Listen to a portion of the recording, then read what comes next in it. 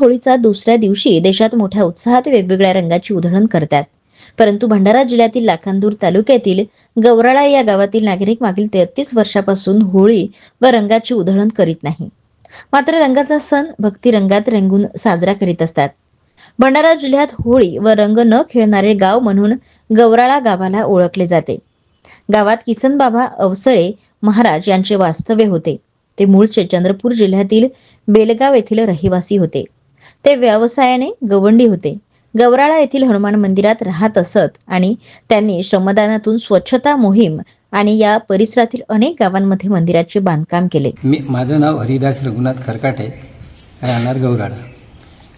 आणि माझ्या गावात जेव्हापासून अवसरे महाराज आले, म्हणजे मरण पावले 1992 साली, ते आले आपल्या गावाला. 85 सालामध्ये आले होते. 5 वर्ष ते आपल्या गावात कार्य केलं आहे. आणि ते झाडझूड करून माझ्या गावामध्ये काहीतरी त्यांनी खूप मागून 2 पैसे मागून शरी इथं श्रमदानानं कार्य केलेले आहेत. बरेचसे म्हणजे त्यांच्या कामामधून ही मंदिराचं काम उभे झालेले आहे. काही काम संतेकडून झाले, काही काम महाराजाकडून झाले.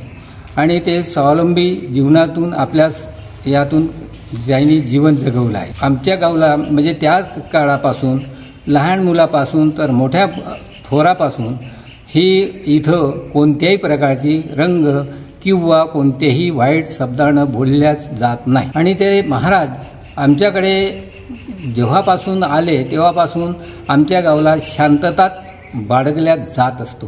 किसनबाबा अवसरे मरण पावले तेव्हा तर मी जन्माचा होतो, माझा जन्म नव्हता. पण ते 1992ला मरण पावले. जवळजवळ आता 32 वर्ष होत आहेत की आम्ही त्यांची पुण्यतिथी साजरी करतो.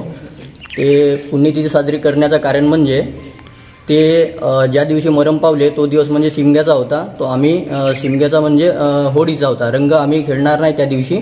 त्या दिवशी आम्ही ग्राम स्वच्छता अभियान राखतो आणि प्रबोधनाच्या कार्यक्रमामार्फत गावकऱ्यांना मार्गदर्शन करतो. आणि त्यांचा हा करण्याचा उद्देश, पुण्यतिथी करण्याचा उद्देश म्हणजे त्यांनी खूप चांगल्या प्रकारे आमच्या गावकऱ्यांना मोठा संदेश दिला. ते जेव्हा इथं आले होते ते ग्राम स्वच्छता अभियान राखत होते आणि त्यांच्या निष्काम सेवेमधून आपल्या मंदिराची उभारणी केली. एकही त्याचा पैशाचा किंवा कोणत्याही प्रकारचा मोबदला न घेता त्यांनी आमच्या गावामध्ये निष्काम सेवा केलेली आहे. म्हणून त्याचाच परतावा म्हणून आम्ही हा कार्यक्रम पुण्यतिथीचा कार्यक्रम होळी